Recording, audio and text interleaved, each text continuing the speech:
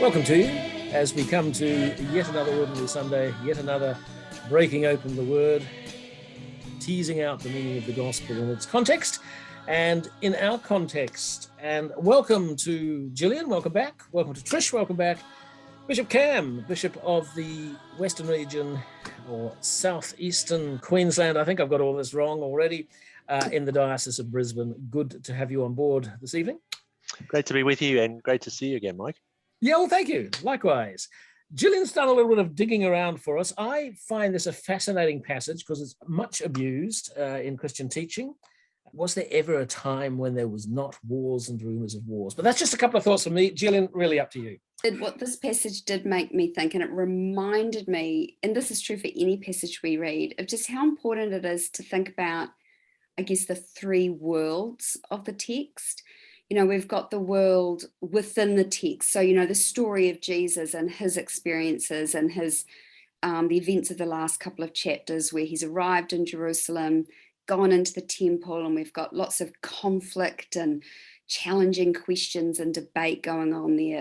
What's going on here? About issues of authority. And now he's sitting outside the temple, you know, looking at it with his disciples, and they've got questions. And then you've got the world behind the text. And I think that's an important one here, where we've got the author, Mark, writing to his audience and what's going on for them, that they need to hear something about this. And I think it's good to remember they're quite likely in Rome under the persecutions of Nero, suffering with that.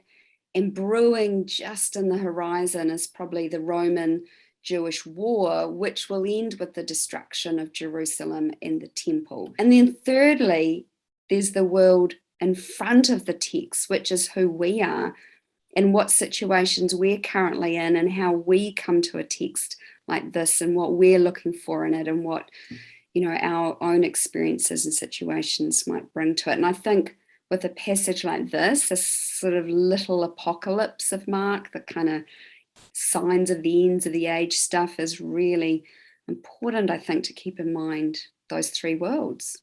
Okay, thank you. Let's hold that in tension. That's lovely as an introduction. So, Cam, when you read this passage, for you and for the people you work amongst, what challenges do you find here? I think Gillian's done a really lovely introduction in lots of ways. And I think there is that sort of sense of, okay, so 2,000 years ago, the followers of the way still, you know, finding their way out of Judaism, experiencing persecution, not sure if they were going to make it, but deeply anchored in the Jewish belief that God was in control and at some stage would intervene, would sort it all out. And I think there is that long piece of history since then. We still sort of pray, you know, Christ has died, Christ is risen, Christ will come again. Personally, I often want to slip in, Christ has died, Christ is risen, Christ is here, Christ will come again. Because I think the Christ will come again piece really links in well with the apocalyptic. You know, somehow, no matter how badly things have gone or are going, God will intervene and rescue us in that kind of way. And so I think the problem that I have with it, I think, is that there's a sense of almost a resignation. We don't need to take any responsibility for what's going on because ultimately God will come and fix it. So we're sweet. Well, in a time of climate change and all of that, that's a very powerful point, which we may come back to later on when we get to the so what's. But Trish, where are the challenges for you when you read this? Well, the first challenge was making sense of it.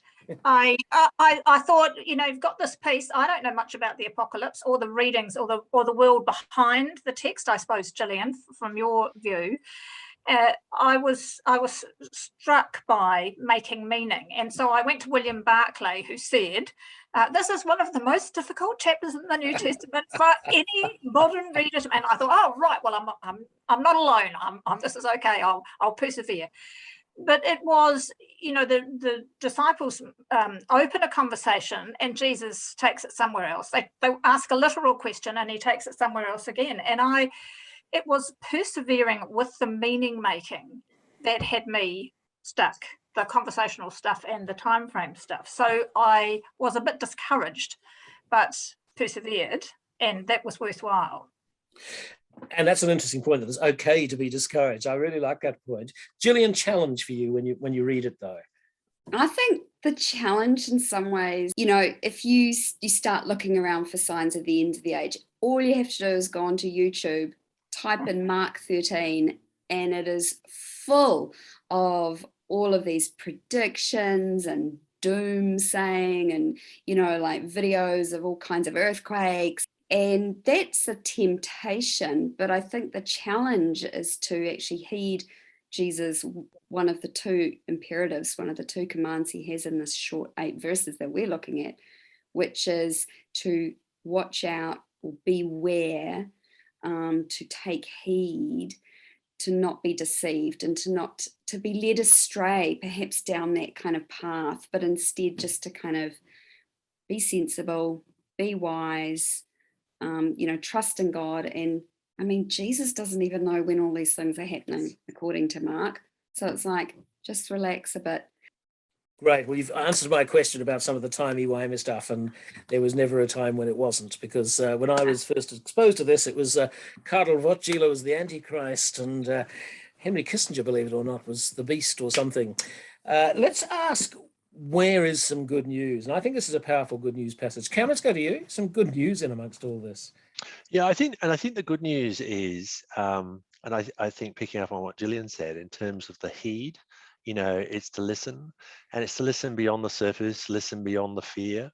I think people can recognize that a whole lot of things are going badly.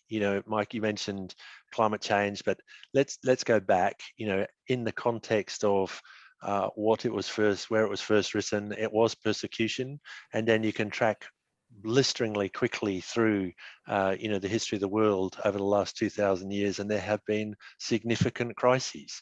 There have been plagues, there have been terrible conflict, there have been world wars, and somehow as a planet and as a species we've come through it. When I was a teenager, the great fear was nuclear apocalypse. I grew up in London, and the British government issued a funny little leaflet called Protect and Survive, where families were supposed to go under their kitchen tables and the sirens would go off, and somehow we'd all survive. It was nuts, really.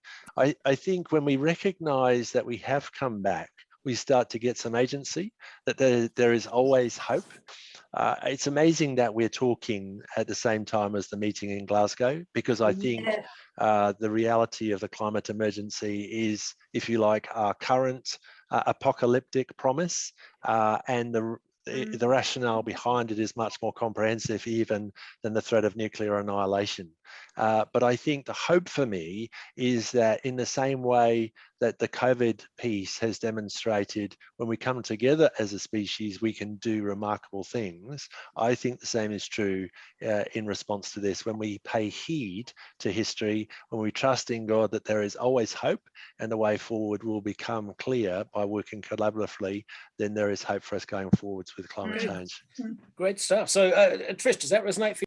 It is, absolutely. And in fact, when you were talking about resignation, Cam, I was thinking, actually, as I listened, what I'm hearing Jesus be is encouraging, caring, and warning and supporting his disciples about what to expect. And so he says, stay awake, be alert, don't be alarmed. And underwriting all of that, like these exhortations to care for his disciples, to encourage them, is all this backdrop of the terrible stuff that's going on in the world. And that for me was the good news, that we are able, we can see what's in front of us, like the temple, and we can choose to let that dominate us, the practical realities in COVID, but we can look beyond as well and trust that God is working his purpose out somewhere. May not be obvious to us, but I think you're absolutely right about the collaboration, the willingness to share, and I hear it absolutely as encouragement, and that's the good news to me. God is in the business. God is in the business of creating new possibilities, and I'm great stuff. Yeah, thank you. And of course, abandon hope, says Dante, all who enter hell. So we're not at that point. Gillian, some good news to tussle with, to throw our way. Yeah, I picked up on what the others have said too, in terms of that's the second command that Jesus has in these 8 verses, which is do not be alarmed.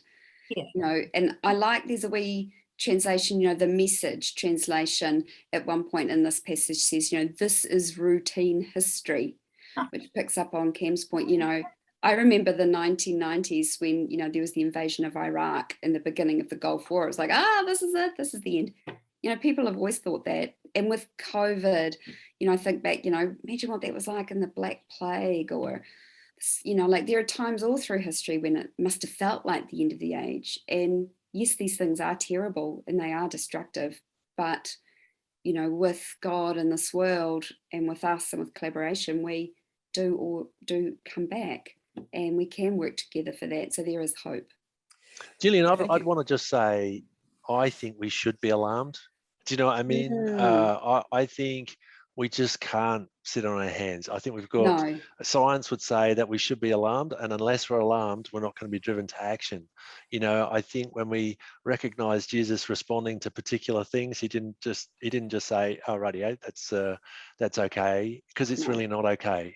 So I think we've got every good reason to be alarmed, but the challenge is, I think, that in responding with hope, there's always a way forward in God's grace. You know, from death there is a resurrection. So I just wanted to dispute the don't be alarmed piece, because I think we should be really alarmed. Unless we're proactive, we're in trouble. I guess Jesus telling his disciples, you know, do not be alarmed, it's almost to me like, don't go down the be scared and do nothing route. It's like, yeah, I'm giving you a heads up. Don't be afraid of it. Yeah. You know, like you can do stuff about it, but you don't have to be, you know, paralyzed. Yeah. If you look at the injunction to, you know, look at this magnificent temple and don't get seduced by that power and that glory and that authority and all of that magnificence, it's a bit like that is what you see, but there's more to it than that. And I don't hear it as a call to inaction, Cam, at all. In fact, I think it's a realistic wake-up call. It's be alert, be on your guard. What can you do? How do you engage with the issues? Sorry. Well, that's lovely. Very dynamic, and asking us to be dynamic. In many ways, we've answered the so what. We're not to be possums in the headlights. But let's very quickly just round thing. A so what for you, Trish, as we face this? Well, I think the so what is how are we to be prepared? And I'm sorry, I'm just going to do a commercial break for Walter Brueggemann. He wrote this book, Disciplines of Readiness. You know, it's like, so we're supposed to be alert and awake and all the rest of it. How do we do this? And that's a book little booklet he published in 1988, which is about the disciplines of worship. What does he call it? Dangerous promises, dangerous practices. It's about how do we keep our focus on God, who is bigger than all of the trouble and concern and challenges facing us. I was tempted to give up on the passage, but I didn't, and it was worthwhile. Okay, thank you, Will, for not giving up. Cam, for you, a so what?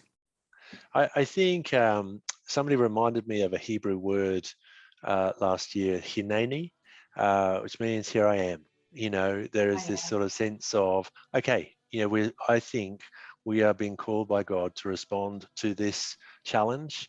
The challenge not just to make disciples, but to make disciples who are good stewards of the planet, so that future generations will have something they can flourish in. So I think it's that hineni, both as individuals and as church communities. Here we are. We can make a difference. Lovely. Hineni, thanks for that. Gillian, final word. Well, I was just taken back to you know, W.B. Yeats' poem, The Second Coming, actually. You know, he wrote that in 1919, just after the Spanish flu, World War I, East Uprising, Russian Revolution, you name it. And I heard someone say that the worse things are, the more we quote Yeats. And I mean, oh my gosh, reading that poem in this context again is quite powerful. I think, I mean, that's just, it's not really a so what, but it is, I guess, just a reminder that there's some pretty powerful imagery here that can help us move on. So as something evil slouches towards Bethlehem to be born, we still find hope in the Jesus of the cross. Thank you all. Gillian, Cam, Trish, thanks for being on board and breaking open this tricky little scripture. Thank you very much.